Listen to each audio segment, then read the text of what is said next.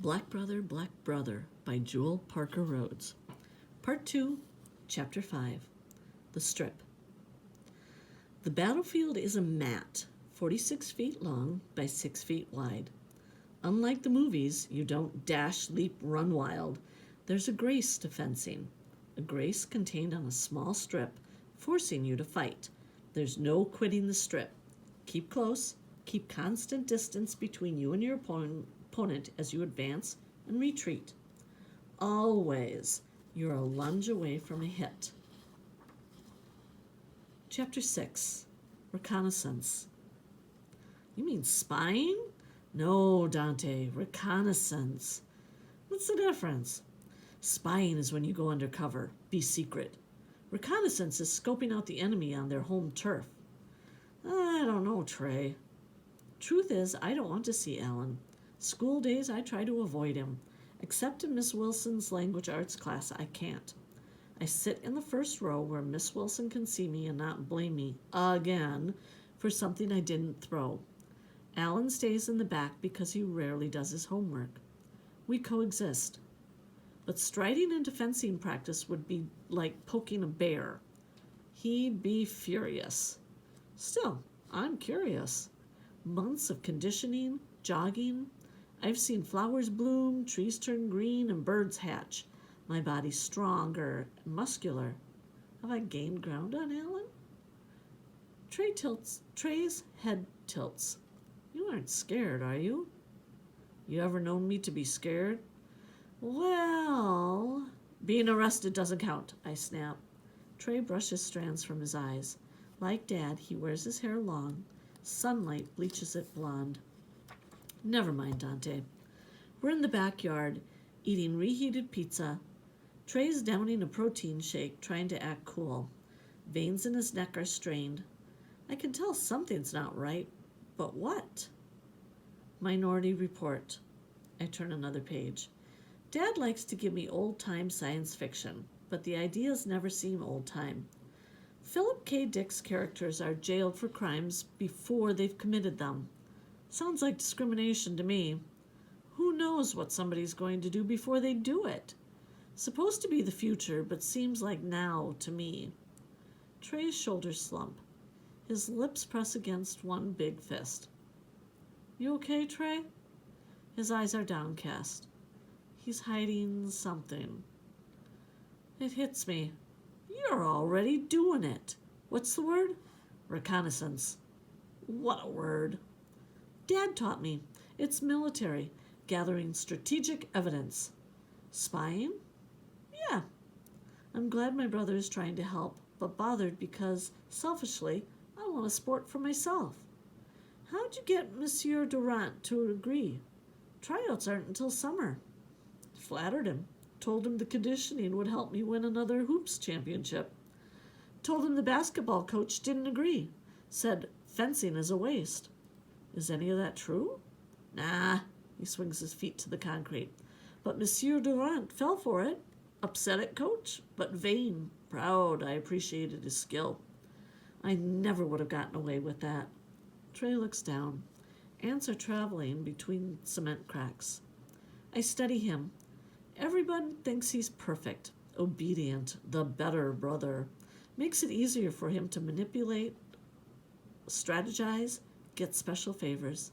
None of that works for me. Not fair. But it's not Trey's fault. Alan doesn't mess with you? Ignores me.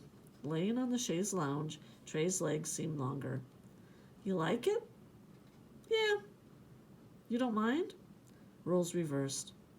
It's a stupid question. For years, envious, I watched Trey play sports. I want you to see me. He bats his lashes, puppy-eyed. I swallow. I should have known Trey would like fencing. He's not fighting for me, yet he's with me. Happy, himself, learning a new sport. Let's do it. Monday? I nod. Yeah, I can do this, I think. I can do this for my brother. Trey laughs, happy I'm going to watch him. I try to swallow dread. I sit in the highest bleacher. Alan and his crew shout, "Black brother! Look who's here! Black brother! Black brother!" Dozens of time. times. I try to telepath, "Be cool, Trey." He can't hear me. He's hot, steaming mad. Alan sure isn't ignoring me. A furnace roars inside me too, but I'm trying to tamp it down. The gym's slick, nothing old, scratched, or broken like the Boys and Girls Club. "Gentlemen," Monsieur the coach walks down court. "Line up!" The team is fierce. 6 white guys in fencing uniforms, pants, long-sleeve tops, and cushioned jackets that snap beneath the crotch. Middle field, in blue lettering, is written downward on the outside of the pants. The school crest, gold, crossed swords, and the script, "Non nobis solum," are on the jacket back. Trey's in sweats and a t-shirt. A few other students wearing gym clothes practice too. Team tryouts in late July. Hard to get picked since Alan and his teammates have been winning championships since elementary school. Word is Mr. Davies, Alan's dad, pays Durant's salary. "En garde!" In unison, everyone's feet mark first position. Knees bent, swords outstretched, a seemingly natural extension of the arm, point at an invisible foe. Left arm is back and up at the right angle, the left hand relaxed at the wrist. Trey looks good. I'm proud of him. "Bon! Advance! Avance! Recule!" Watching the fencers, I could tell Monsieur Durant said, "Advance, advance, retreat." My brother and the team are doing drills. They're graceful, beautiful. Alan's footwork is perfect. He moves forward, back, keeping his torso upright without once shifting his weight. My stomach twists. How am I going to compete? Take Alan down? Even Middlefield's worst fencer is better than me, though they don't really have a worse fencer. Everyone's good. "Avance! Reculer! Reculer! Reculer! Avance! Avance!" Feet shuffle, slide, a special shush, swish sound. Monsieur seems like a tiny general walking up and down the line, making comments, critiques. I think all the best fencers are French. The 3 Musketeers prove it. Monsieur Durant's probably won tons of medals. His team has. Middlefield practices 5 days a week. State champions 2 years running. Summers, they're members of a private fencers club. Then there's me. A coach who lost the Olympics, what happened to him anyway, and stopped fencing. Saturday practices only, unskilled sparring partners, no competitions. Disgusted, I start climbing down. The bleachers creak. Trey twists his head to look at me. Monsieur yells, "Attention! Ellison! Attention!" I sit. Sorry I've gotten Trey in trouble.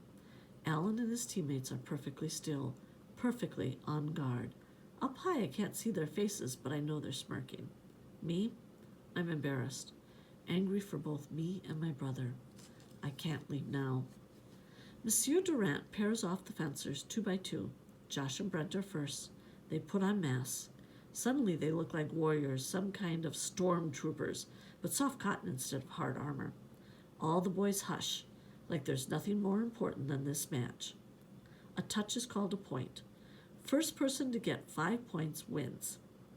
My training sucks.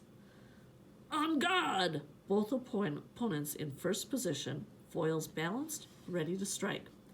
Monsieur shouts, "Engage!" Then the 2 swords touch, cross, make a perfect X shape like the school's emblem. "Engage!" The call to action. For seconds, steel slides, pings against steel.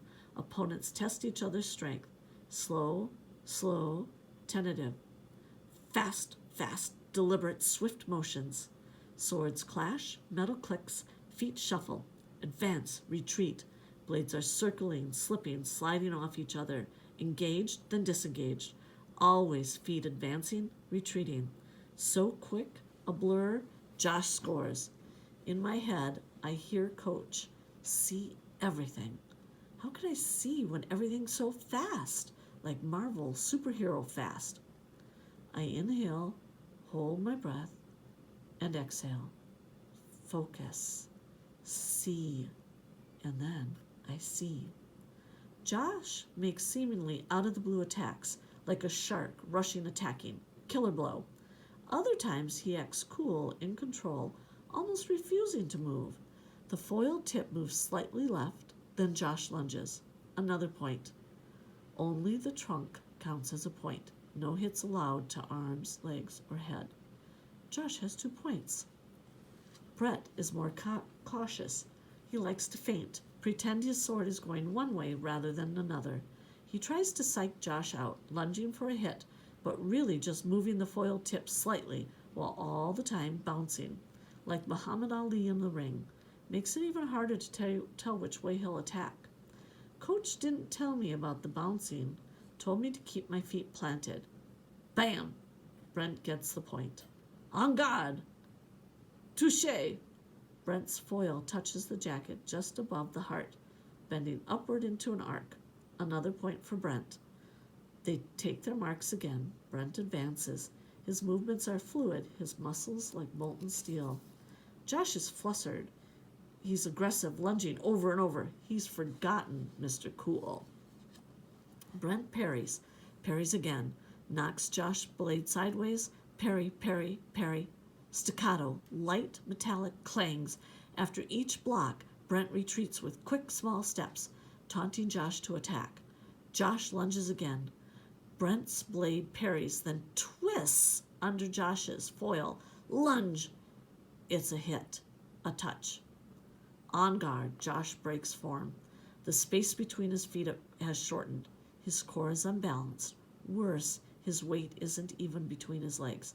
His feet won't be able to advance or retreat smoothly. Attack. Another hit. Bam. Time's running out. Score 4-2.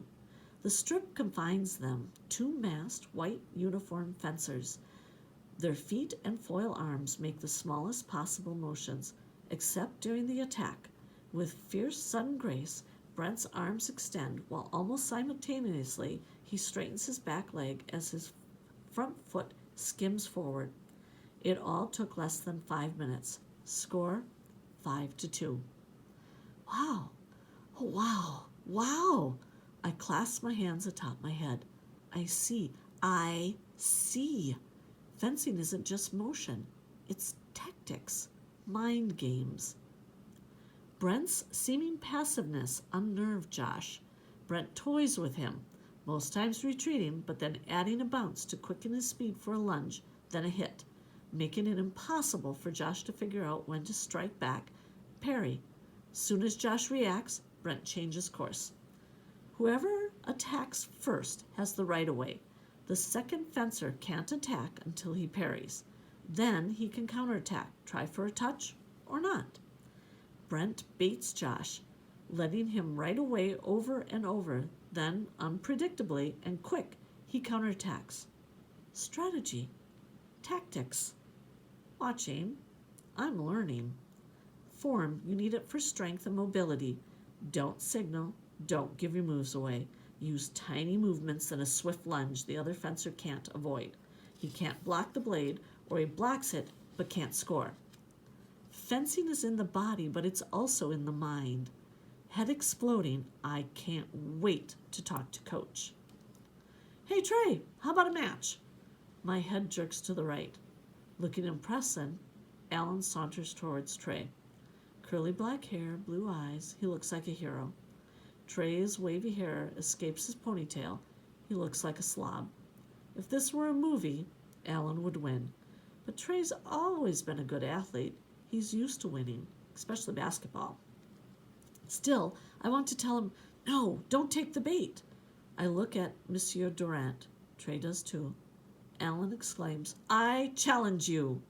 He sounds pompous, I think. Sounds like I'm honorable and you're a coward if you don't accept. But it's a cover. Alan's just being a bully. He knows Trey is outmatched. Monsieur shrugs. No dishonor in accepting a match. I want to scream, not fair. Trey's going to lose. How does a few weeks of fencing compare with a champion's years? Scared? Trey acts like he's on the basketball court. Come on, let's go, toe to toe. I groan. This isn't a free throw competition. Alan doesn't even bother putting on his mask. Monsieur, will you judge? Oui. I salute you, says Alan, holding the foil straight up before his face. Then he sweeps it down. Whoosh. Trey mimics Alan, holds his blade, then swings it down. En garde. Trey's barely in position when Alan attacks. A straight thrust. Point one, shouts Monsieur. Alan's teammates are applauding, some even whistling. It's rude, unsettling when fencers need to concentrate. Neither Alan nor Monsieur seem to care. Trey glances towards me. I raise a fist. En garde. Disaster. Complete takedown of Trey, my brother, king of the basketball court. Trey leans as he lunges, toppling him off balance. Alan's sword point hits him easily. Trey recovers. His positioning is strong and balanced, but he can't move fast enough. Retreat, retreat, retreat. Come on, Trey, I holler. Mistake. Alan's boys start chanting. Alan! Alan! Beat him! Alan! Monsieur, arms folded across his chest, is amused. Boys will be boys. Sweat on his brow, Trey thinks about one last attack. His face is pinched and focused. Angry, too. I can tell. His lips get super thin like Dad's, like mine. My body feels wild, standing, shifting from foot to foot, hands clenching and unclenching. Fury overtakes me. Tamp it down. Trey gets control of himself. His form is perfect. Advance, advance, lunge. A hit, I think. Going to be a hit. Alan shifts sideways. Trey, overextended again, almost fall. Catches himself. Relentless. Alan lunges towards him. Again and again. Retreat, retreat, retreat. Trey loses all form. Alan keeps pretending like he's going to strike. Finally, Trey's feet get tangled up, mixed up, and he falls backwards. I think, this is how hyenas laugh. No, I'm not being fair to hyenas. This sound is harsh, rumbling, and staggering. Not a funny laugh at all, but warrior's shrill, I defeated you laugh. I run, leaping down the bleachers. Not fair, I yell. Trey hasn't been fencing for years. I stand beside my brother. Like there was a fencing strip between us, me and Trey face off with Alan. Then Alan's teammates assemble beside him. 6 against 2. No one speaks. Monsieur walks towards his office. Me and Trey mirror each other, furious, wanting respect.